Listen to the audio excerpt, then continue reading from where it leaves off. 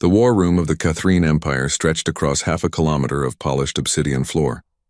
Holographic displays floated in the air like captured stars, each one showing a different conquered world. 47 systems, 47 victories.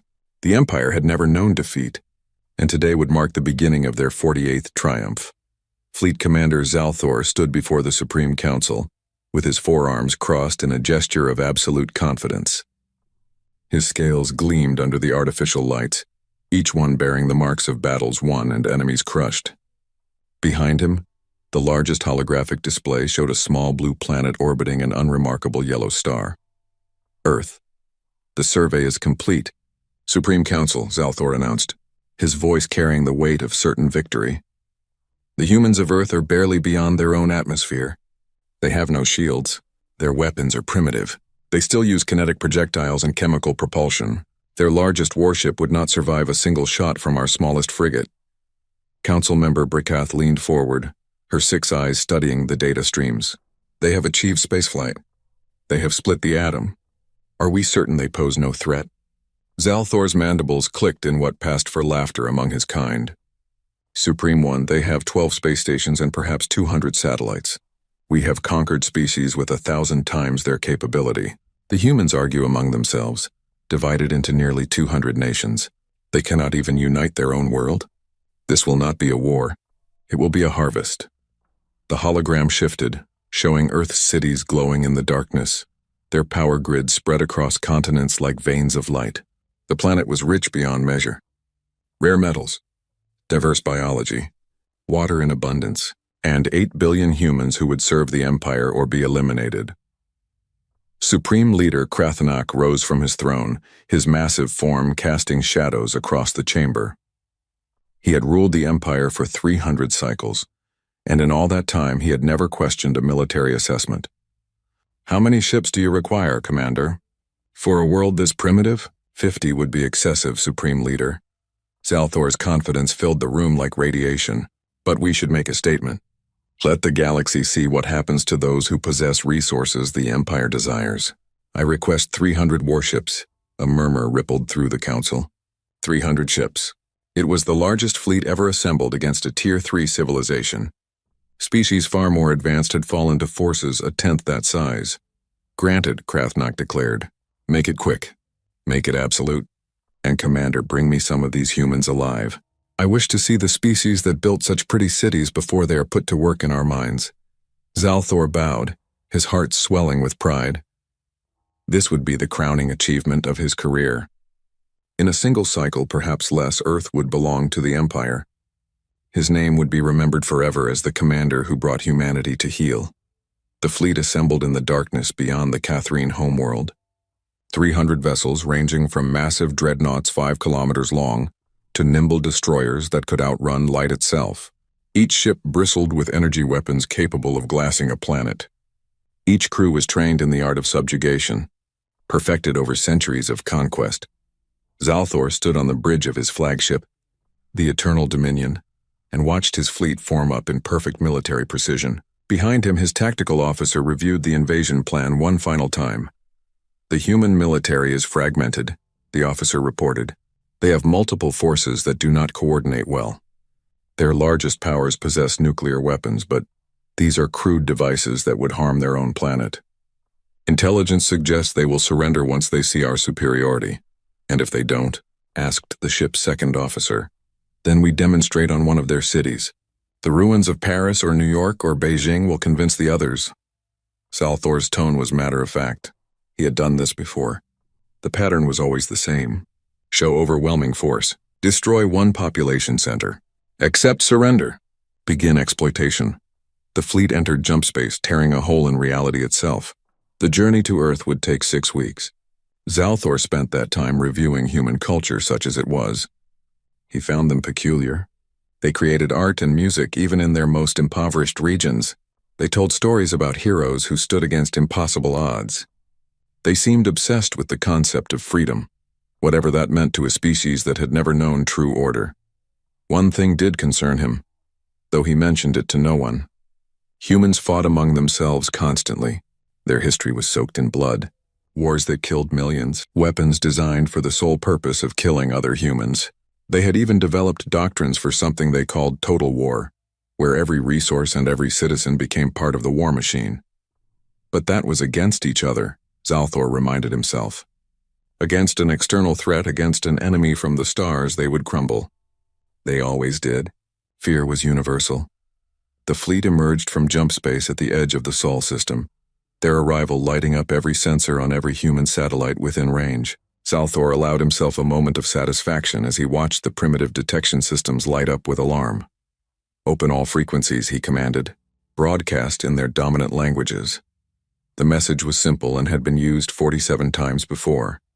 People of Earth, you have been judged worthy of service to the Catherine Empire. Surrender your weapons and your governments. Comply and your transition will be painless. Resist and we will demonstrate the futility of defiance. You have one planetary rotation to respond.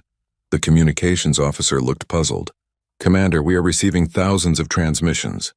The humans are broadcasting on every frequency. What do they say? Most are panic, Commander.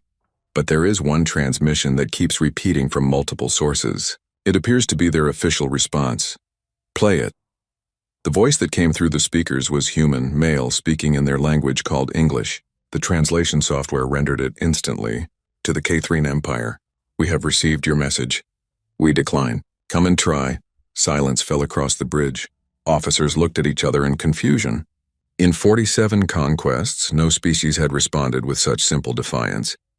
There were usually negotiations, pleas for mercy, offers of partial surrender. Zalthor felt a strange sensation ripple through his body. Not fear, he did not know fear, but something close to it. A whisper of doubt. They don't understand, he said firmly. Prepare a demonstration. Target their largest city, Beijing. Charge weapons for a surgical strike on their government district. That will clarify matters. The weapons officer hesitated. Commander, our sensors are detecting unusual activity. The humans are launching thousands of objects into orbit. Small craft, satellites, even what appears to be modified cargo vessels. Irrelevant. They're panicking. Execute the strike. The fleet moved into Earth's orbital space like a predator circling wounded prey. Zalthor watched the blue planet grow larger on his screens and allowed himself to imagine the victory celebrations. 300 ships against a species that couldn't even generate energy shields. This would be over before the cycle ended. The weapons officer called out firing solutions. Energy built in the Eternal Dominion's main cannon. Enough power to vaporize 10 city blocks in an instant. The shot would kill millions and break humanity's will to resist. Fire, Zalthor commanded. The cannon discharged, a beam of pure energy crossing the distance to Earth in a fraction of a second. It struck the atmosphere and began to burn through toward Beijing. And then something impossible happened. The beam scattered, diffused. A network of satellites had positioned themselves in its path, each one detonating in a carefully timed sequence that dispersed the energy across the upper atmosphere. The sky over Beijing lit up like a second sun for 3 seconds, but when the light faded, the city remained intact. What? Zalthor began. Multiple launches from the surface, the tactical officer shouted. Thousands of missiles. Chemical propulsion, but moving fast. Impact in 30 seconds. Shields will hold. They're primitive weapons. But the missiles weren't aimed at his ships. They were aimed at each other. As Zalthor watched in growing horror, the missiles detonated in a carefully orchestrated pattern across orbital space. Nuclear weapons. Dozens of them. The electromagnetic pulse from the blasts washed across his fleet like a wave. Shields flickered. Electronics screamed. 3 destroyers lost power completely, their systems fried by the intensity of the pulse. And in that moment of confusion, as his fleet struggled to compensate, the humans struck. They came from everywhere at once. Small craft that had been disguised as debris. Modified shuttles packed with explosives. Even humans in primitive spacesuits, hundreds of them, launched from railguns on the surface. They flew toward the fleet like bullets, and many died in the void. But those who reached the ships clamped onto hulls and began cutting their way inside. "Boarders!" someone screamed. "They're boarding the ships!" Zalthor couldn't process it. Boarding actions were a relic of ancient warfare. No species had attempted such a tactic in millennia. It was suicide. The humans would die by the thousands. But they kept coming. Alarms blared across the fleet. Ship after ship reported breaches. Human soldiers were inside their vessels, fighting in corridors, dying in droves, but always pushing forward. Zalthor listened to the reports in stunned disbelief. Destroyer Krath's Fist reports 50% casualties. Humans are using weapons they shouldn't have. They're jamming our communications. They're everywhere. A new sound filled the command channel. Singing. The humans were singing as they died. War songs. Battle hymns. Songs about death and glory and never surrendering. All ships pull back to defensive formation, Zalthor ordered, his voice tight. Execute emergency jump protocols. We regroup and the transmission cut off as the lights on his bridge flickered. An explosion echoed through the hull. His own ship. They were on his own ship. The last thing Zalthor recorded in his personal log, before the bridge doors exploded inward and human soldiers in armor marked with a flag of stars and stripes poured through, was a single sentence. They fight like gods of war.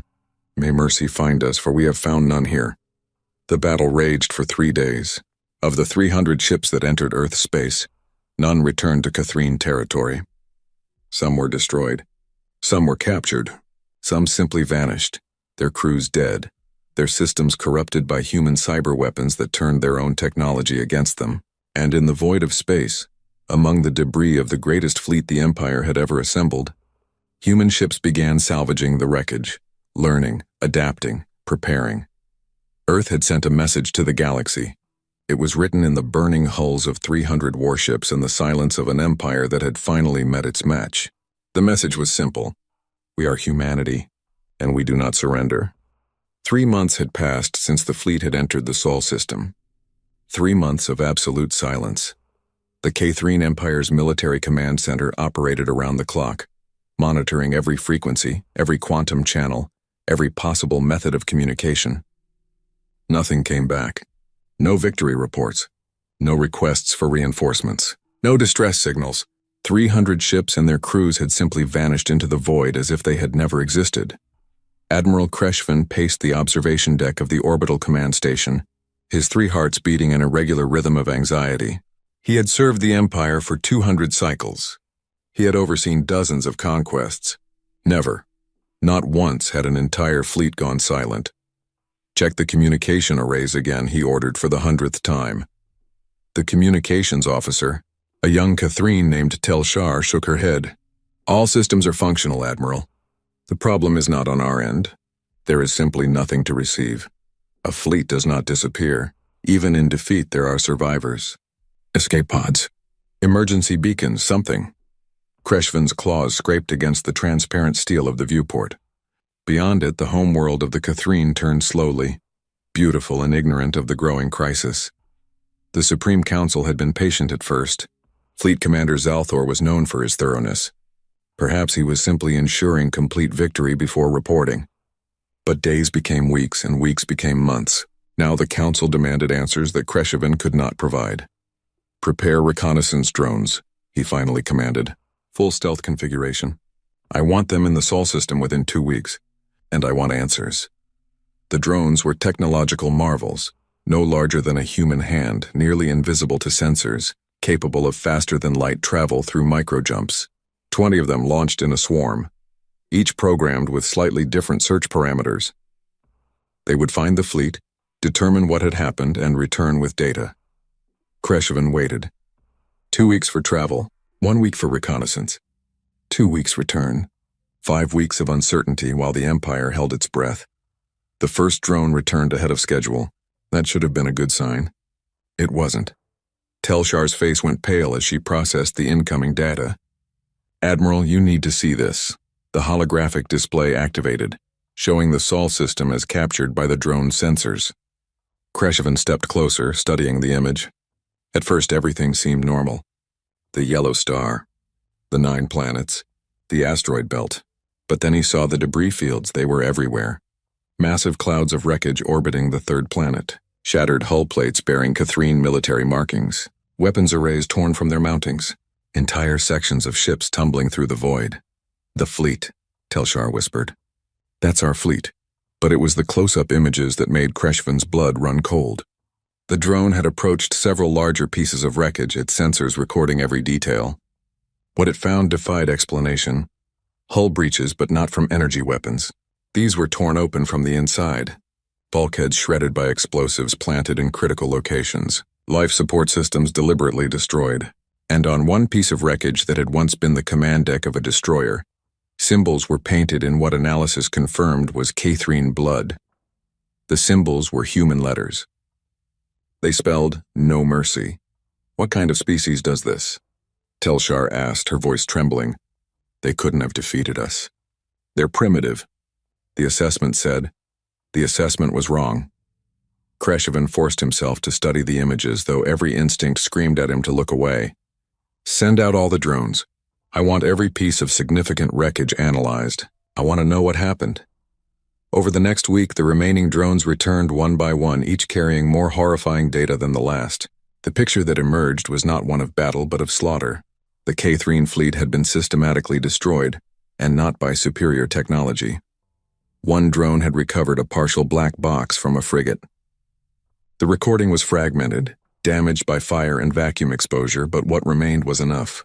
Kreshovin played it for the senior staff in a sealed chamber, far from the ears of the general population.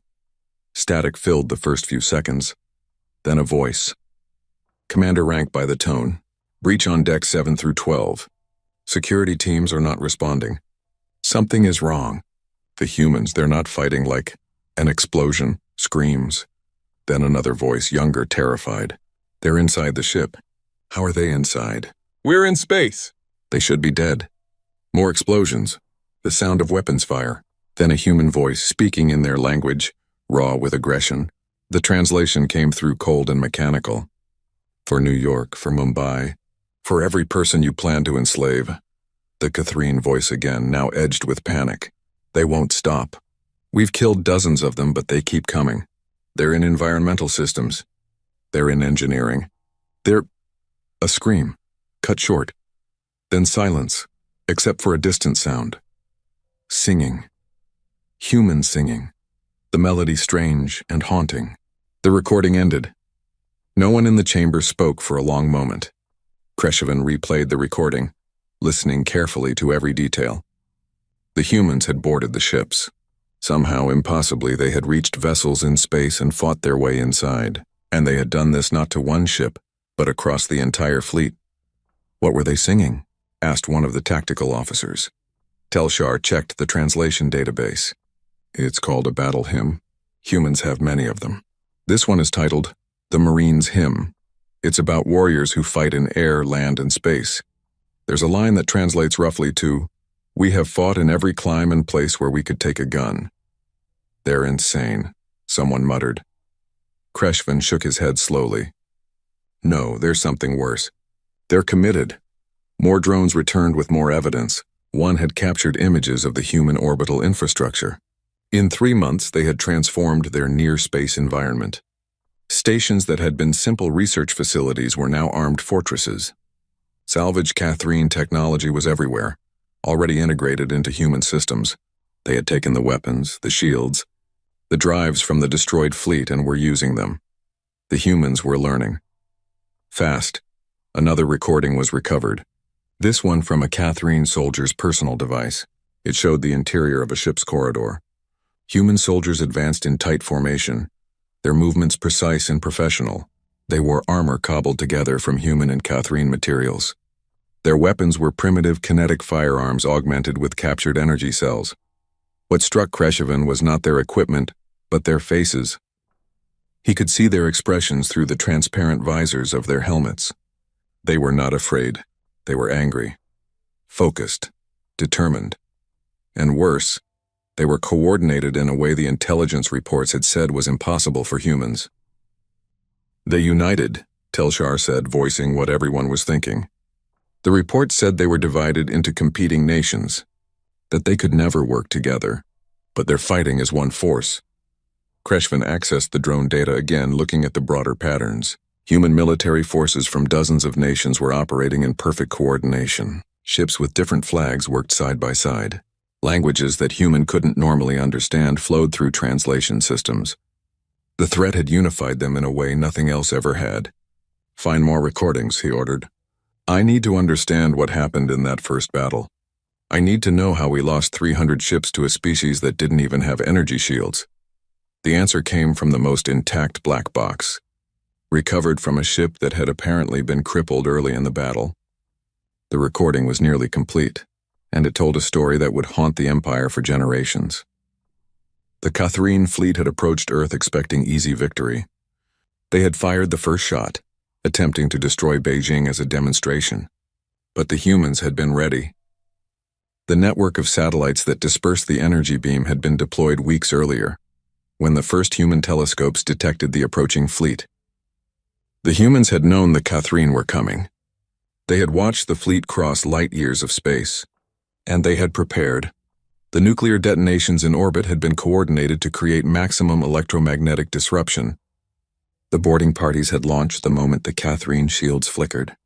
Thousands of humans had died in that first assault, their bodies frozen in the void, but they had damaged enough ships to create chaos in the formation, and then the real attack began. The recording showed weapons the Catherine had not anticipated. Computer viruses designed specifically to target their systems, biological agents that affected Catherine physiology, kinetic kill vehicles traveling at a significant fraction of light speed, launched from railguns on the lunar surface. The humans had thrown everything they had at the fleet, holding nothing back. But it was the boarding actions that had broken the Catherine forces. Humans in spacesuits and armor had breached ship after ship. They died in horrific numbers, but they kept coming. For every human that fell, 2 more took their place. They fought in corridors designed for creatures twice their size. They used explosives with reckless abandon, sometimes killing themselves to destroy critical ship systems. One section of recording showed a human soldier, severely wounded, dragging himself toward a ship's reactor core. A Catherine officer tried to stop him. The human detonated explosives strapped to his chest, destroying himself, the officer, and the reactor containment field. The ship had gone critical minutes later. "They're willing to die," Telshar said in horror. "They don't retreat. They don't surrender. They just keep fighting until they win or they're all dead." Kreshevin had seen enough. He gathered all the data, all the recordings, all the analysis, and prepared his report for the Supreme Council. The news would devastate the Empire's confidence. 300 ships destroyed, perhaps 50,000 crew members dead or missing, and the humans were still there, still armed, now enhanced with Catherine technology. But before he sent the report, one final drone returned. This one carried something different, a message from the humans. It was a simple text transmission, sent on frequencies the Catherine had used for their initial demand of surrender. The message was in perfect Catherine language, which meant they had already cracked the Empire's linguistic codes. To the Catherine Empire, "You came to our world seeking to conquer us. You believed we were weak because we fought among ourselves. You were wrong. When threatened, we are capable of putting aside every difference. We are capable of total war. We are capable of sacrifice you cannot comprehend. Your fleet is destroyed. Your ships are ours. Your technology is ours. We do not wish to continue this war. But if you send another fleet, we will do this again. And next time, we will not stop at defending our world. We will come to yours. Think carefully before you test us again." Signed, the United Government of Earth. The message ended with an attachment, a video file. Kreshvin played it with shaking hands. It showed rows of Catherine prisoners, hundreds of them, sitting in what appeared to be a converted hangar. They were alive, but their faces showed trauma that went beyond physical injury. Human guards stood watch, their weapons ready. A human officer spoke directly to the camera. "We have treated your people according to our laws of war. They have been fed. They have been given medical care. They have not been tortured or abused. When this is over, we will return them to you. But understand this. We took prisoners because we chose to. Because we are better than you thought we were. We could have killed them all. We still can. The choice of what happens next is yours." The recording ended. Kreshevin sat in silence for a long time, staring at the blank screen. The implications crashed over him like waves. The humans had won. Against every prediction, every assessment, every certainty the Empire had held, these primitives had defeated a fleet that should have crushed them in hours. And now they had hostages. They had technology. They had momentum. And most terrifying of all, they had sent a message that was not a plea for peace but a promise of greater violence if provoked. "What do we tell the Council?" Telshar asked quietly. "The truth," Kreshvin replied. that we have found an enemy unlike any we have faced before, an enemy that will not be conquered, an enemy that grows stronger from conflict, and that if we are wise, we will never ever go to Earth again. The Supreme Council would not want to hear it. The Empire had never retreated from a challenge, but Kreshevan had seen the recordings. He had heard the screams of his people as humans carved through their ships like vengeful spirits. He had seen the determination in human eyes and heard the defiance in their voices. The Catherine Empire had finally met a species that would rather die than submit. And in that meeting, the Empire had learned the most terrifying lesson of all. Humanity was not prey. Humanity was something far more dangerous. They were survivors who had learned to hunt. Captain Vekrin had never expected to be part of history. He was a scientist, not a warrior. His ship, the Silent Observer, was designed for stealth and reconnaissance, not combat. Its hull was lined with sensor-dampening materials that made it nearly invisible to detection. Its weapons were minimal, just enough for self-defense. Everything about the vessel was built for one purpose: to watch without being seen. Now he was watching humanity, and what he saw terrified him. The Supreme Council had debated for weeks after Admiral Kreshevan's report. Some members wanted immediate retaliation. Others argued for caution. In the end, caution won, but barely. The Council needed more information before deciding how to respond to this unprecedented disaster. They needed to understand what had happened, how it had happened, and most importantly, what humanity was capable of now. That was where Vekrin came in. His mission was simple in theory but dangerous in practice. Enter the Sol system undetected, observe human activity, gather intelligence on their current capabilities, avoid contact at all costs, and return with answers.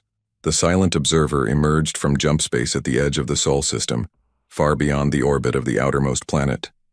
Vekrin had chosen the entry point carefully, using gravitational shadows and radiation from the local star to mask their arrival. For now, they were just another piece of cosmic background noise. "Begin passive scans," he ordered. "No active sensors. I don't want them to know we're here." His science officer, a brilliant female named Shaleen, activated the observation systems. Instantly, the ship's computers began processing incoming data from across the electromagnetic spectrum. What they found made everyone on the bridge stop and stare. "Captain," Shaleen said slowly, "the system is completely different from what our intelligence showed." The holographic display updated, showing the inner solar system. 3 months ago, there had been a handful of space stations orbiting Earth and a few research outposts on the Moon. Now there were hundreds of structures, battle stations bristling with weapons, shipyards actively constructing vessels, mining operations on asteroids that had been untouched before. The entire near-Earth environment had been transformed into a military-industrial complex. "They've been busy," Vekrin muttered. He zoomed the display in on one of the larger stations. "What is that?" Shaleen ran analysis programs. "It appears to be a shipyard, Captain, but the design is unusual. It's using both human and Catherine construction techniques. They've integrated our technology into their own." "Show me the ships." The image shifted to show the vessels under construction. Vekrin felt his stomach's knot. The ships were human in basic design but enhanced with Catherine technology. Energy shields, quantum drives, weapons that no species should have been able to reverse engineer in mere months. But there they were, being built by humans who 3 months ago couldn't travel faster than light. "How is this possible?" asked the navigation officer. "It took the Empire centuries to develop some of that technology." "Because we weren't desperate," Vekrin replied quietly. "Desperation accelerates innovation. The humans knew another fleet might come. They're preparing." The Silent Observer moved deeper into the system, maintaining stealth protocols. Vekrin ordered constant monitoring of all communications. The amount of radio and data traffic coming from Earth and its orbital facilities was staggering. The humans communicated constantly, coordinating efforts across their entire planet in dozens of languages. "Captain, I've isolated military communications," Shaleen reported. "The encryption is advanced, but I think I can break it. Give me a few hours. Do it. I want to know what they're saying." While Shaleen worked on the encryption, Vekrin studied the physical evidence of the battle. The debris fields were still there, slowly spreading across orbital space. Recovery operations were ongoing. Human ships moved among the wreckage, salvaging anything of value. Bodies were being collected and stored, presumably for later return. The humans were methodical and efficient, wasting nothing. One transmission caught his attention. It was unencrypted, broadcast in the open for anyone to hear. A human voice speaking in what the translator identified as English. Recovery Team 7 to command. We found another survivor pod. Catherine life signs detected. Bringing them in. Another survivor. Vekrin felt a surge of hope. Perhaps some of the fleet's crew had escaped after all, but then he listened to the rest of the transmission. Be careful with this one. The last survivor we found tried to kill himself rather than be captured. Keep them sedated until we reach the holding facility. Kill himself. Vekrin understood immediately. Whatever the humans had done to the captured Catherine, it had been bad enough that death seemed preferable to continued captivity. What had happened during those interrogations? Charlene finally cracked the military encryption. The information that flowed through the ship's computers was overwhelming. Battle reports, strategic assessments, resource allocations, technology development updates. All of it painted a picture of a species that had mobilized every resource toward a single goal: survival through strength. Captain, you need to hear this, Charlene said, her voice tight. I've found communications from before the battle, from when they first detected our fleet approaching. She played the recording. It was a conversation between human military leaders, dated 6 weeks before the Catherine fleet arrived at Earth. Telescopes confirm it. 300 ships, definitely not human origin, on approach vector for Earth. ETA 6 weeks. Jesus Christ. 300? Do we have any chance? Conventional military assessment says no. They'll glass our major cities before we can mount effective resistance. But we're not going conventional, we're going total. Explain. We unite every nation under emergency protocols. We pool every resource, every weapon, every soldier. We prepare orbital defenses using every satellite we can repurpose. We mine the approach vectors. We prepare boarding teams. Boarding teams? We're going to board alien warships? If they get close enough, yes. We can't win a straight fight, so we don't fight straight. We use every dirty trick we've ever invented. Chemical weapons, biological weapons, cyber warfare, nuclear weapons, suicide attacks if necessary. We make it so costly for them that even if they win, they'll never come back. That's insane. That's survival. We've been fighting each other for thousands of years. Time to show these aliens what humans are really good at. The recording ended. Vekrin sat back in his chair, processing what he had just heard. The humans had known the fleet was coming for 6 weeks. They had used that time to prepare a defense that should have been impossible. More than that, they had prepared to fight in ways the Catherine had never anticipated. Find more, he ordered. I want to know everything about how they fought. Over the next several days, the silent observer collected data from hundreds of sources, intercepted communications, recovered logs, even human news broadcasts that discussed the battle openly. Slowly, a complete picture emerged of what humanity had done. The dispersal of the energy beam aimed at Beijing had been just the beginning. Every nation on Earth had contributed to the defense. Russian nuclear weapons created the electromagnetic pulse. Chinese railguns on the moon provided kinetic strikes.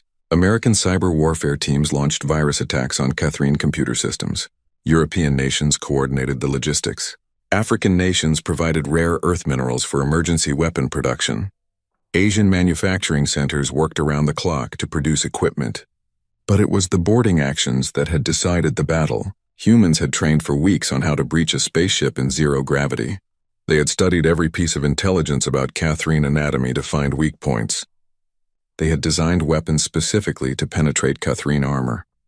And they had recruited volunteers who understood they would probably die. Thousands had volunteered. Tens of thousands. One recording showed a briefing to a boarding team. The human officer's words were blunt and honest. You're probably not coming back. The enemy ships are designed to kill boarders. You'll face superior numbers in confined spaces. Your chances of survival are less than 20%. But if you succeed, if you can disable or destroy your target ship, you'll save millions of lives on Earth. So I'm asking you, who's willing to go? Every hand in the room went up. Vekrin watched that recording 3 times, trying to understand the psychology behind it. Humans knew they would die, yet they went anyway. Not because they were forced. Not because they were drugged or brainwashed. But because they believed their sacrifice mattered. They have a concept they call the greater good, Charlene explained after researching human philosophy. The idea that individual survival is less important than the survival of the group. In their history, countless humans have died to protect others. They call it heroism. It's suicide, the tactical officer said. No, Vekrin corrected. Suicide is meaningless death. This is sacrifice with purpose. It's far more dangerous. The silent observer continued its observations, moving carefully through the system. Vekrin wanted to get closer to Earth itself, to see the planet that had defied the Empire. But that required extreme caution. Human sensor networks were far more sophisticated now. Upgraded with Catherine technology, they were detected anyway. The alarm came without warning. Charlene's console lit up with proximity alerts. Captain, we have company.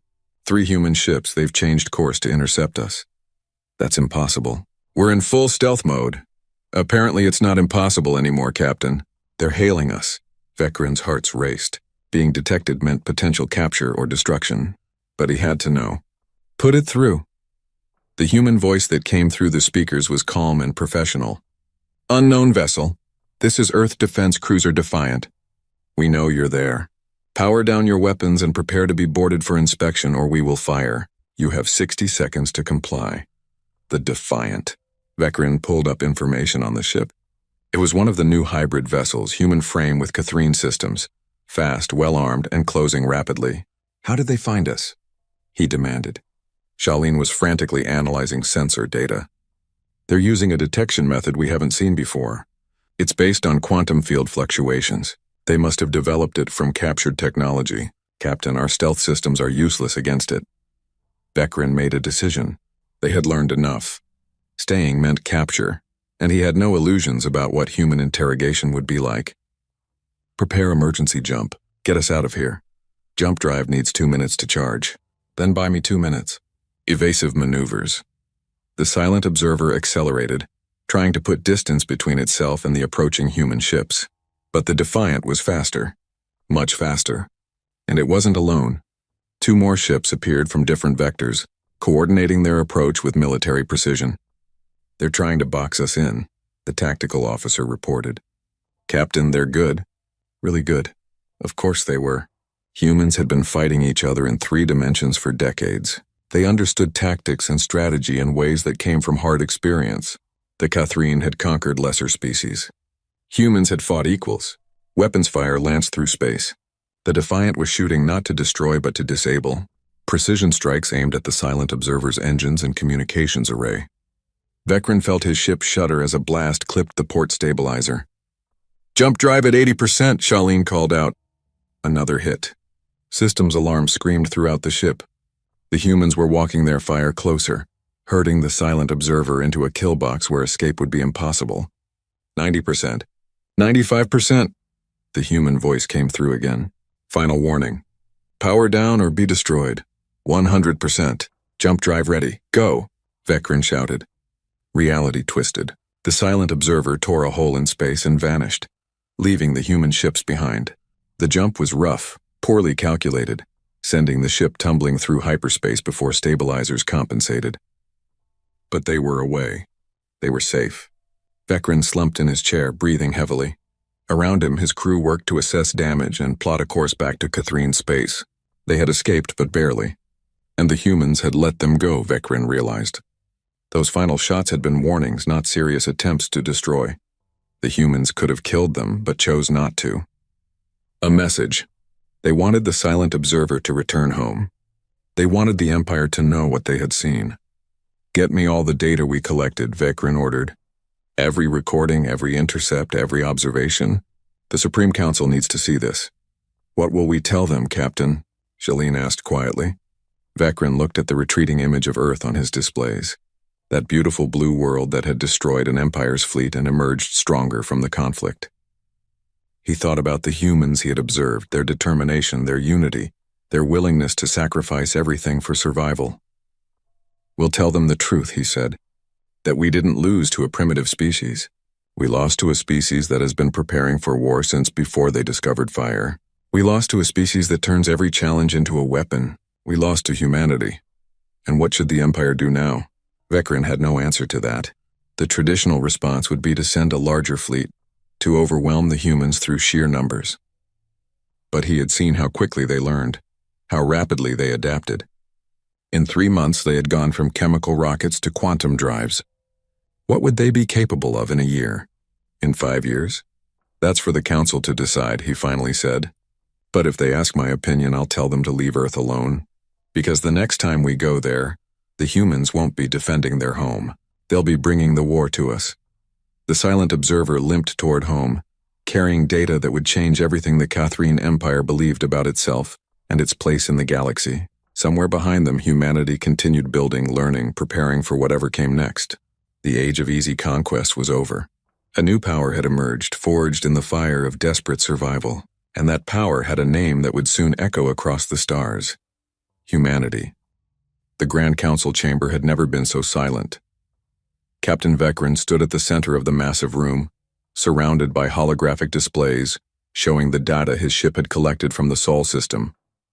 Above him, arranged in ascending tiers that reached toward the domed ceiling, sat the Supreme Council of the Catherine Empire. 50 of the most powerful individuals in known space, their faces grave as they absorbed the information being presented. Supreme Leader Krathnak sat on the highest throne, his ancient eyes fixed on the human ships displayed in the hologram. He had ruled for 3 centuries. He had overseen the conquest of 47 star systems.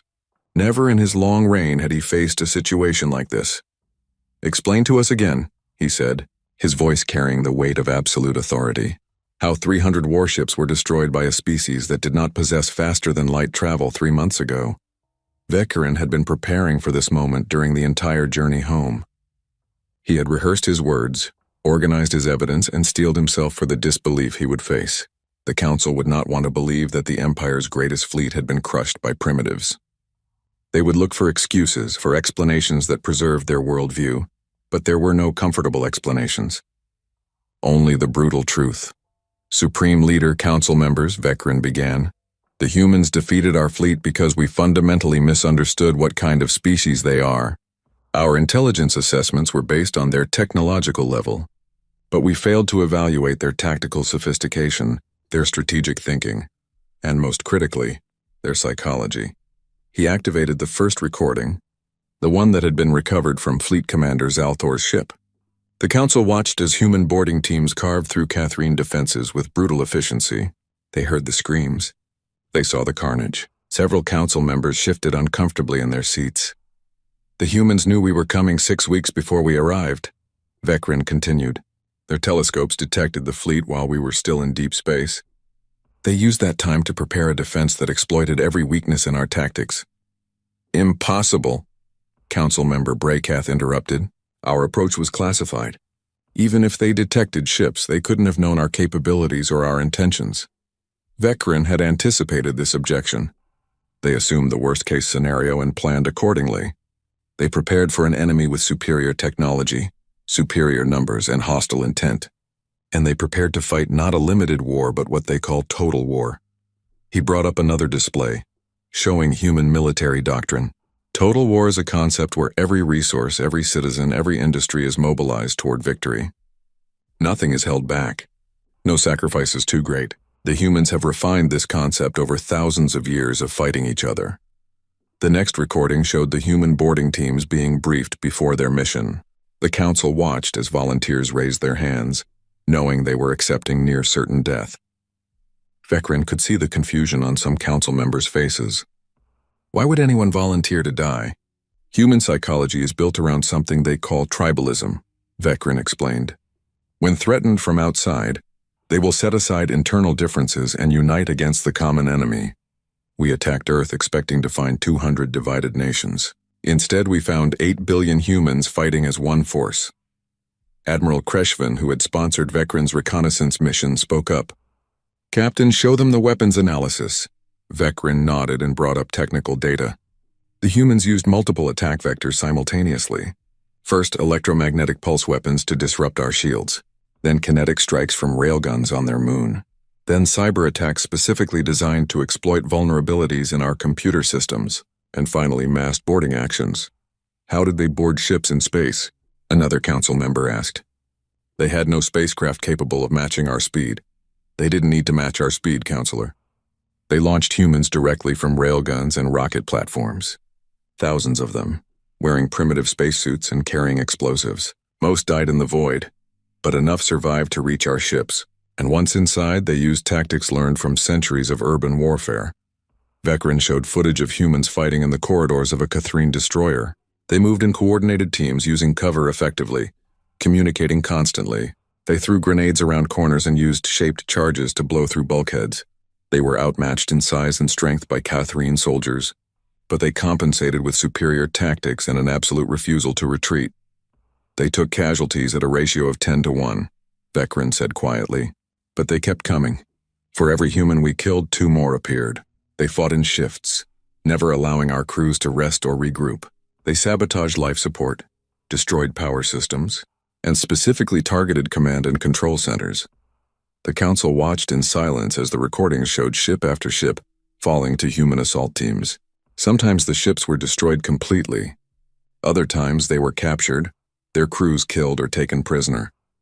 The pattern was always the same: relentless, coordinated assault followed by systematic destruction of resistance.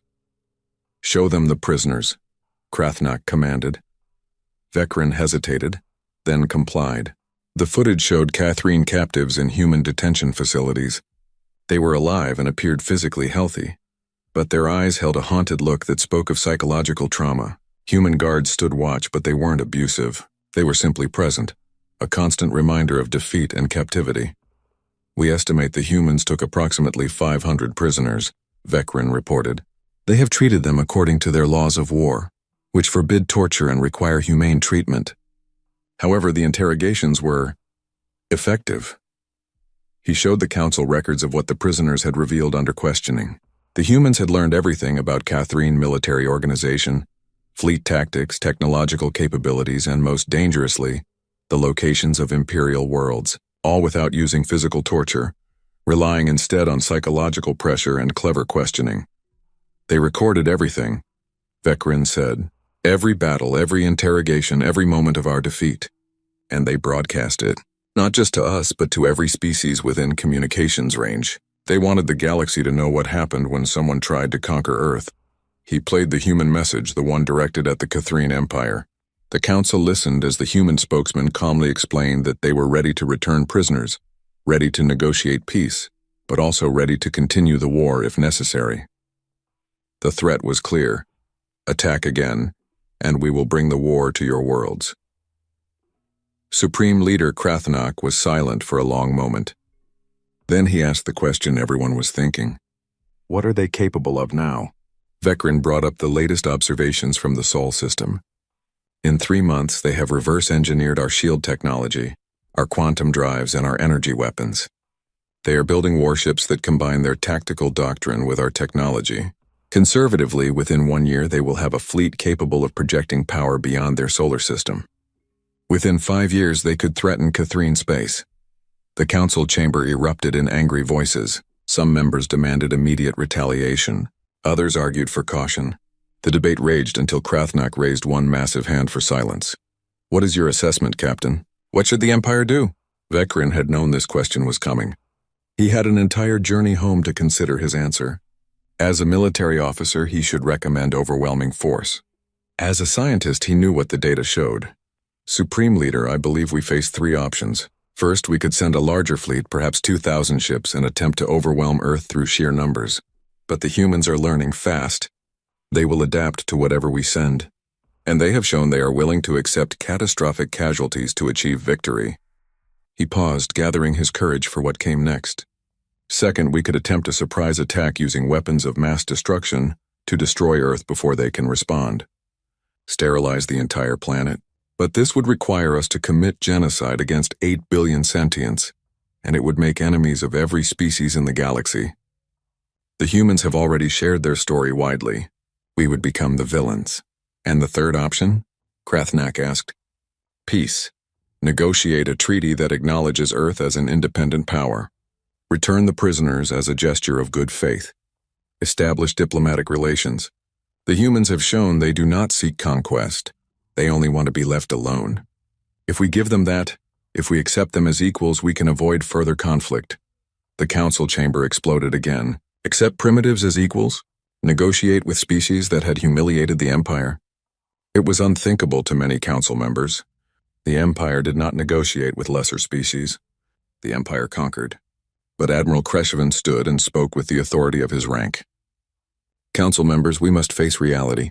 The humans are not primitives anymore. They have our technology. They have proven tactical superiority, and they have something we lack. Unity forged in desperation. If we continue this war, we will lose ships, we will lose soldiers, and we may lose worlds. Is pride worth that cost? Councilmember Brekath, who had been skeptical throughout, asked the hard question. If we negotiate peace with the humans, what message does that send to other species? That they can resist the Empire and win? Perhaps, Kreshevin replied. Or perhaps it sends the message that the Empire is wise enough to recognize when conquest is not worth the price. We have 47 systems. We are wealthy and powerful. Must we have 48 if it costs us everything? The debate continued for hours. Vakrin stood at the center, answering questions, showing evidence, explaining again and again what he had witnessed. Slowly, the council began to understand the scope of what had happened. This was not a military setback. It was a fundamental challenge to the Empire's worldview. Finally, as the discussion began to wind down, Supreme Leader Krathnak spoke again. Captain Vakrin, you have seen the humans up close. You have studied their tactics and their psychology. Tell me truly, if we negotiate peace, will they honor it? Vakrin thought about the recordings he had seen. Humans singing battle hymns as they charged to certain death. Humans coordinating across language and cultural barriers. Humans who had captured enemy soldiers and treated them with dignity, even after suffering terrible losses. Yes, Supreme Leader. I believe they will honor a fair peace treaty. Humans have a concept they call honor. It means keeping your word even when it's difficult. They also have a saying, peace through strength. They will negotiate from a position of power, but if we offer fair terms, I believe they will accept. And if we send another fleet? Then they will fight, and they will win. Because they have already proven they can learn faster than we can adapt. Because they are unified in a way we are not. And because they are willing to pay any price to protect their home. Krathnak sat back in his throne, his ancient face unreadable. Around him, the council waited for his judgment. The decision he made would affect the Empire for generations. Attack and risk everything. Negotiate and accept limitations to imperial power. Or do nothing and hope the humans remained in their own system. We will vote, Krathnak finally declared. But first I want every council member to watch all of Captain Vakrin's recordings. See what I have seen. Understand what we face. Then we will decide the future of the Catherine Empire. Vakrin bowed and stepped back. The council would deliberate and eventually they would vote. But he had done his duty. He had shown them the truth, no matter how uncomfortable that truth might be. As he left the chamber, Shaleen was waiting for him. How did it go, Captain? As well as could be expected. They're scared, good. Fear breeds caution, and caution might keep us alive. Do you think they'll choose peace? Vakrin looked up at the stars visible through the station's dome. Out there, somewhere in the vast darkness, was a small blue planet inhabited by a species that had learned to fight before they learned to build. A species that had looked at certain defeat and decided to fight anyway. A species that was even now preparing for the possibility that the Empire might return. I hope so, he said quietly. Because if they don't, if we go back to Earth with another fleet, we won't be fighting a primitive species anymore. We'll be fighting an enemy that knows how to beat us, and that enemy will not stop at defending their home. They'll bring the war to us, and we'll lose. The truth hung in the air between them, heavy and undeniable. The age of easy conquest was over. Humanity had seen to that. Now the only question was whether the Catherine Empire was wise enough to accept the new reality before it was too late. 1 year had passed since the Battle of Earth, as humans now called it. 1 year since the Catherine Empire had lost 300 ships and learned that the galaxy was not theirs to command.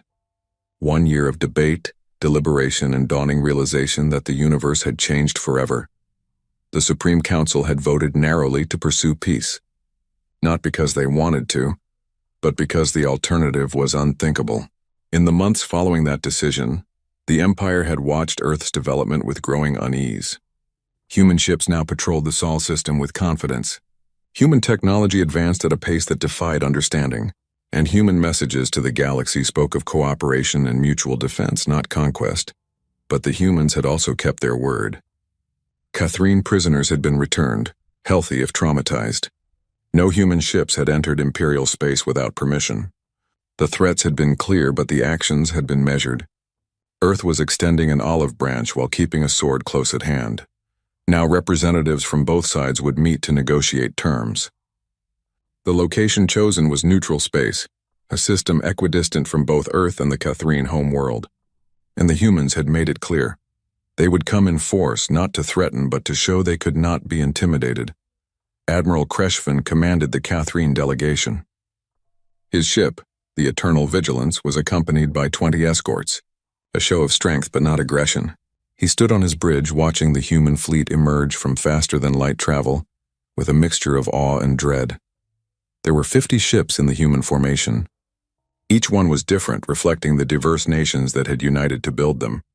Some were sleek and modern, others looked cobbled together from salvaged technology, but they all shared one characteristic. They radiated competence. These were not the ships of a species playing at space warfare. These were warships built by people who understood violence. They're hailing us. Admiral, the communications officer reported. Accept. The view screen activated, showing a human female in what appeared to be a military uniform. Her skin was dark, her hair cut short in a style Kreshvin had learned indicated military service.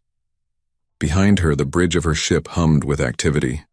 Admiral Kreshvin, she said in perfect Catherine language. I am Admiral Chen Wei of the Earth Defense Forces. Thank you for agreeing to meet. We come in peace, but as you can see, we come prepared. Kreshvin inclined his head in a gesture of respect. Admiral Chen, the Catherine Empire is ready to discuss terms. We acknowledge that the previous conflict was unfortunate. Chen's expression didn't change, but Kreshvin caught a flash of something in her eyes. Anger, perhaps, at the casual dismissal of 80,000 human deaths. But she controlled herself. Yes, unfortunate. Let's make sure it never happens again.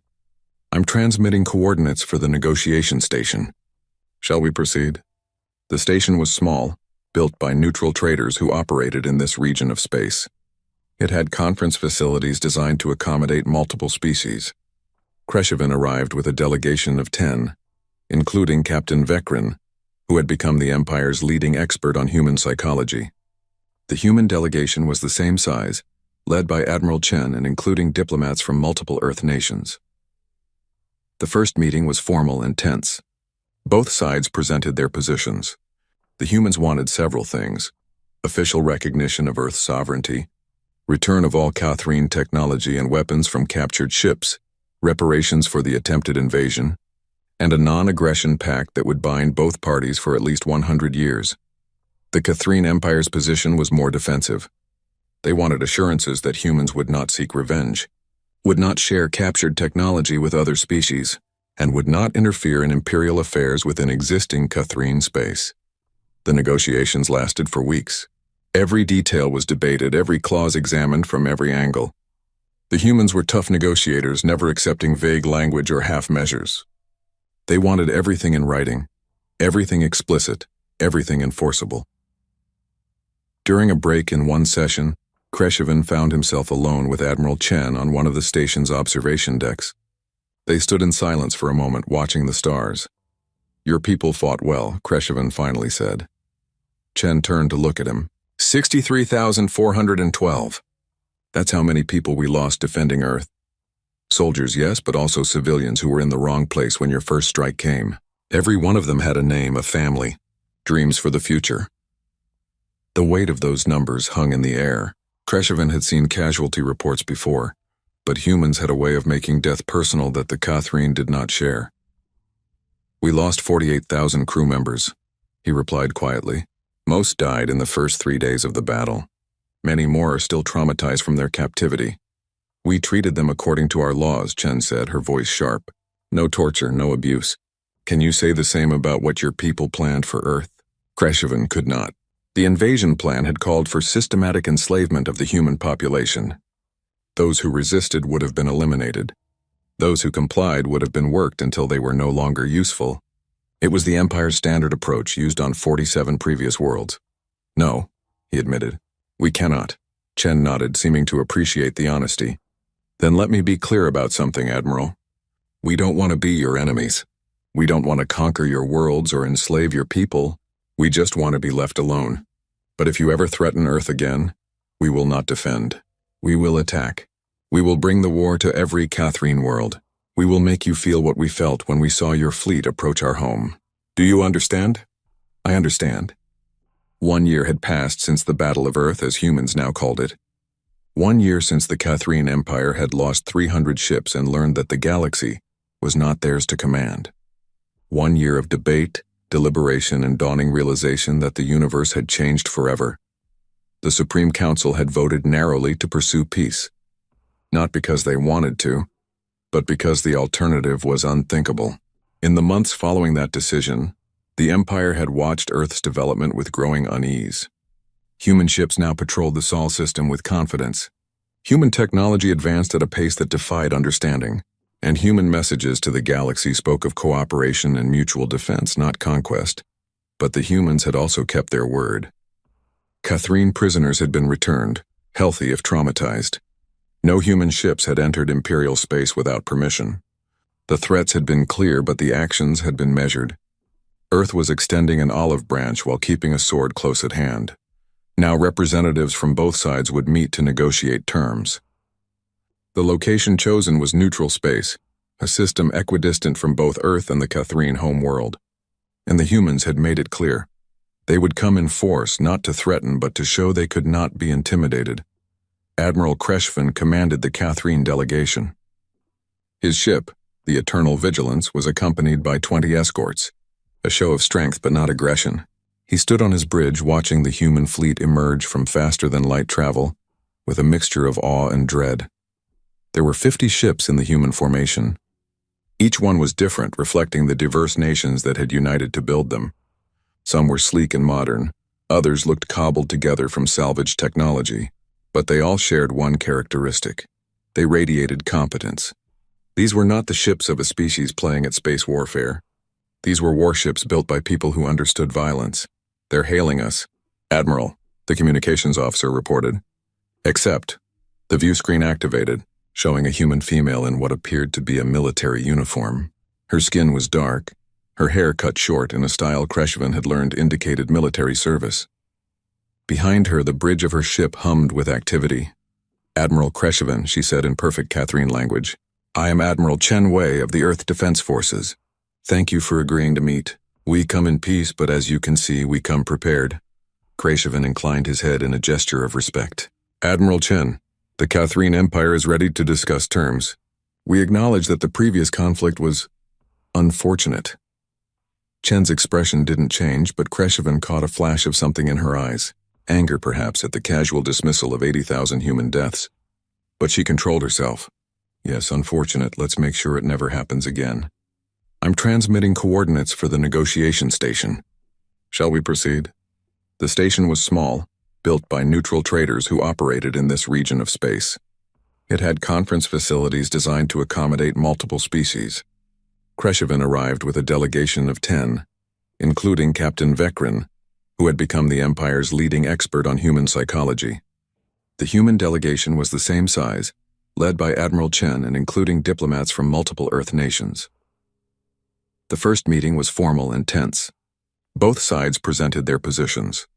The humans wanted several things: official recognition of Earth's sovereignty, return of all Catherine technology and weapons from captured ships, reparations for the attempted invasion, and a non-aggression pact that would bind both parties for at least 100 years.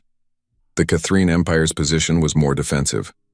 They wanted assurances that humans would not seek revenge, would not share captured technology with other species, and would not interfere in imperial affairs within existing Catherine space. The negotiations lasted for weeks. Every detail was debated, every clause examined from every angle. The humans were tough negotiators, never accepting vague language or half measures. They wanted everything in writing, everything explicit, everything enforceable.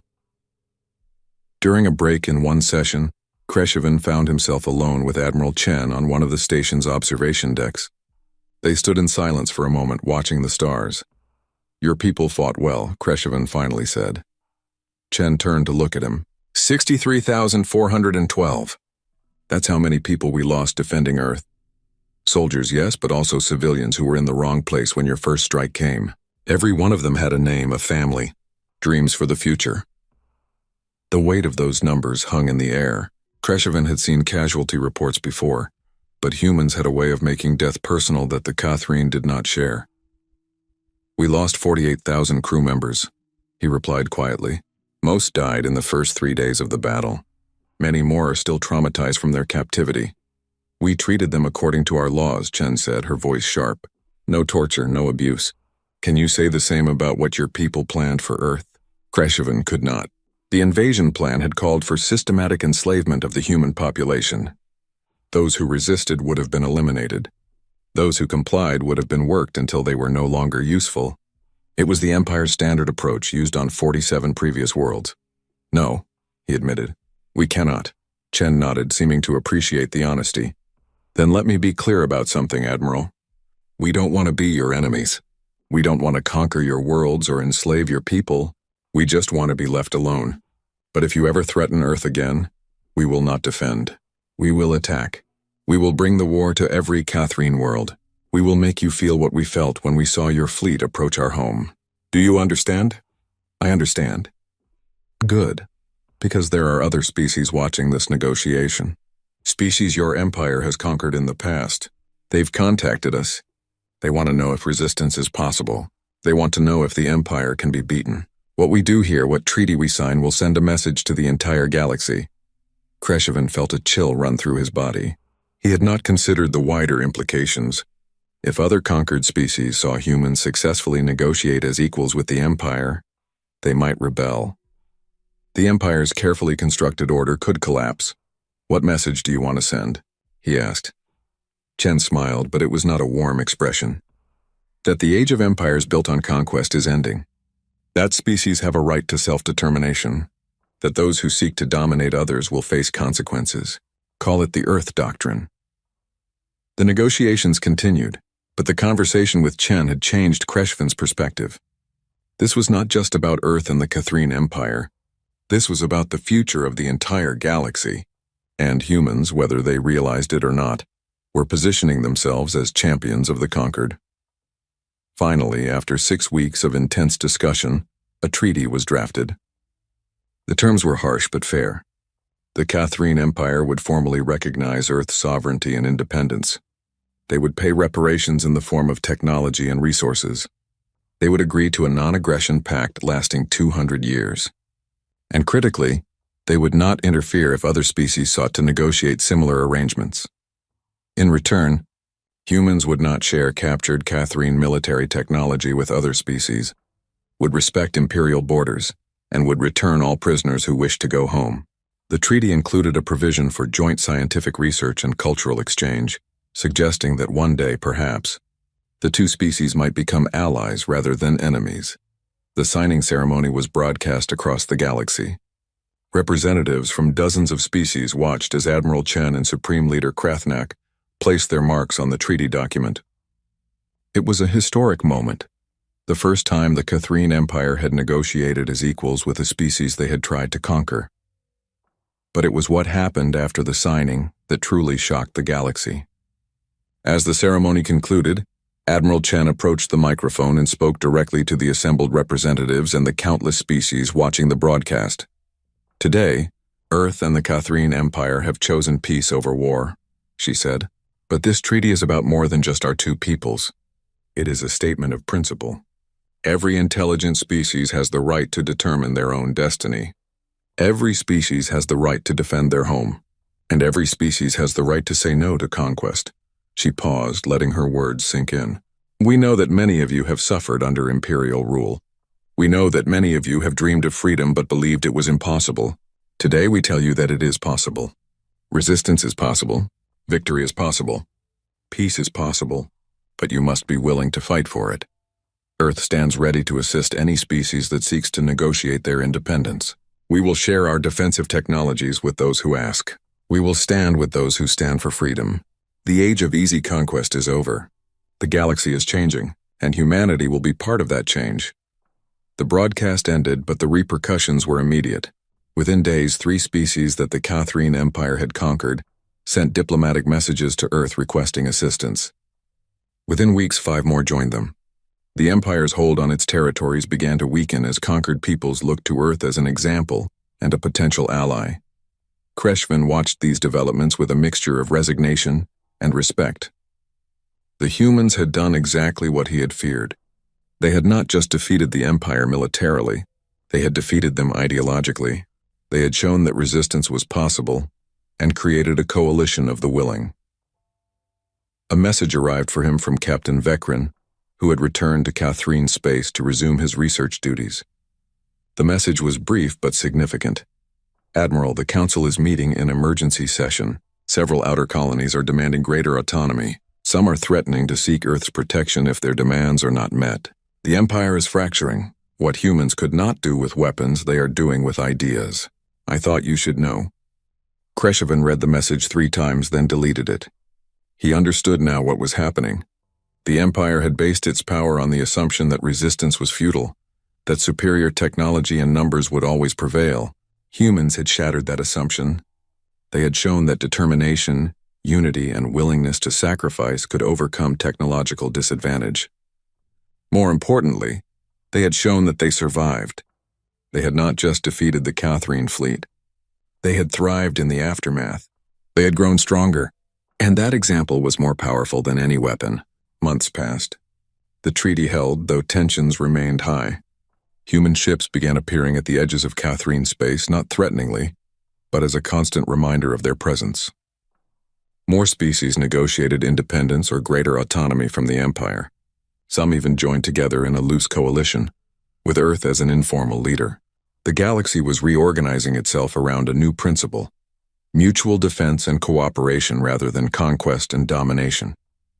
It was messy and chaotic, but it was also hopeful in a way the old order had never been. Kreshvin found himself thinking about a human saying he had learned during the negotiations. It came from their ancient history, spoken by a leader named Theodore Roosevelt. Speak softly and carry a big stick. Humans had proven they had a very big stick. 300 destroyed Catherine warships testified to that, but they were also speaking softly, offering cooperation and partnership to those who approached in good faith. It was a balance the Empire had never understood. One day Kreshvin received a message from Admiral Chen. It was personal, not official, and brief. Admiral, I hope this message finds you well. I wanted to tell you something I did not say during negotiations. Your people could have won if you had sent 5,000 ships instead of 300. If you had attacked without warning, if you had shown no mercy, you could have conquered Earth. But you didn't because you believed we were weak. You were wrong about that. But you were also wrong about something else. Strength is not just about weapons or numbers. It's about will. It's about what you're willing to endure and what you're willing to sacrifice. Your empire had numbers. We had will. That made all the difference. I hope we never have to test that equation again. But if we do, I hope you remember what happened last time. Peace, Admiral Chen. Kreshvin stared at the message for a long time. She was right, of course. The Empire could have won through overwhelming force.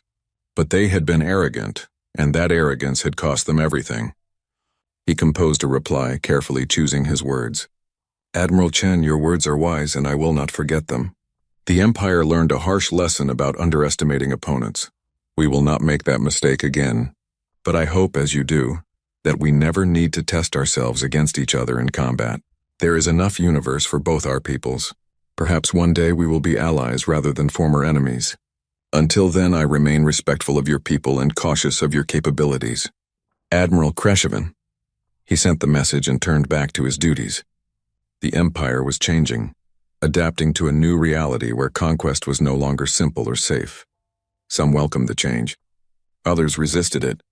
But everyone understood that the galaxy had fundamentally shifted. And at the center of that shift was a small blue planet orbiting an unremarkable yellow star, a planet whose people had looked at impossible odds and decided to fight anyway, a planet that had paid a terrible price for victory but emerged stronger from the crucible. Earth. The Catherine Empire had 50 ships for every human vessel. They had technology developed over millennia. They had conquered 47 star systems. But none of that had mattered when they faced a species that refused to surrender. Kreshevan understood now why no survivors of the Earth assault had returned to tell a terrifying story. It was because humanity had written a different story, one where they were not victims but victors, one where they had taken the worst the galaxy could throw at them and survived, one where they had turned defense into offense and weakness into strength. And that story was spreading across the stars, inspiring others, changing everything. The Empire would endure, but it would never be the same, because now every species knew the truth. Conquest was not inevitable. Resistance was possible. And somewhere in the cosmos, humanity stood ready to prove it again if necessary. The age of easy empires was over. The age of Earth had begun, and in the end, that was the most terrifying story of all.